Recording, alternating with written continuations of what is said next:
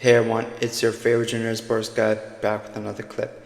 And today we'll be discussing the Toronto Blue Jays offseason so far. It is December 28th. Happy holidays to everyone. As right now, where it does stand, the Toronto Blue Jays have not made huge moves as of yet. We have made some secondary moves as of right now, but it looks like the Toronto Blue Jays are just repeating the same mistakes that they made last year, and it's going to hinder them all over again. A lot of the Toronto Blue Jays fans probably have the same look as Vladimir Guerrero Jr. does on this post right here, just looking pretty hurt by the lack of moves. And honestly, if the Toronto Blue Jays want to win this offseason, they should start by signing Vladimir Guerrero Jr. I've already stated this before. I do understand that his price has gone up. I think he's more in the north of 500 million as right now where it does stand, but still, I think if you sign Vladimir Guerrero Jr. first, it would help the free agencies to see that there's still some stability on this team, that the Toronto Blue Jays are not flaky and the Toronto Blue Jays are trying to make a run for the playoffs this year. So I think they should start by signing him before they do with anyone else.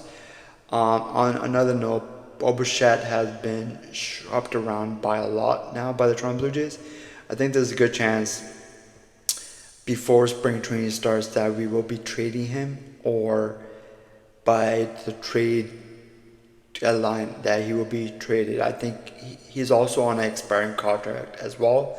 So, but it looks like, especially what happened last year, when he got hurt and everything that he actually went through, all the rumors, all the like lack of production in his like bat. I think it really hindered his opportunity to sign with the Toronto Blue Jays long term. But there are still some like notable names on the free agency list, just to where it does stand right now. As the catchers have all pretty much signed, there's a familiar name, Yan Gomes, who I think he will be a good number 2 catcher in for the Toronto Blue Jays. He will be able to take some of the pressure off of Hunter Kirk. Obviously, he's older now, Yan Gomes is, but he will still help out with the load as a catcher. So if the Toronto Blue Jays want to see him to come back, I think that'll be really good. But I think he'll get maybe a 1-year contract and just to see what we get for next year. But he is a name that I would be interested in the Toronto Blue Jays signing a year contract for. As we go down to the first baseman, I'm not going to do the whole list, but just some like notable names. Pete Alonso is still on the board. Obviously, he has declined the offer from the Mets, and the time is running out for him because obviously the Mets have signed Juan Soto. So if he wants to stay with the Mets, there's a good chance that he will be paid pretty well, but he won't be the number 1 guy in the lineup. I'm hoping the Toronto Blue Jays, I think after the holidays, wake up and just state that Pete Alonso would be amazing on our team, and we do make him an offer that he won't say no to, because he will be a good person to have on our team. He can hit for average, he can hit for home runs. He's a good RBI machine as well. So if you go down, I want to just go down a bit to Alex Bregman is another name who I've harped on before about. I think he would be perfect for a lineup. I don't want to see another carousel in that position at third base, which is where it does stand. I think we have like 4 or 5 people playing that spot. I think he will bring some structure and and he will like really stabilize that spot. So he's another name that would be awesome for our team.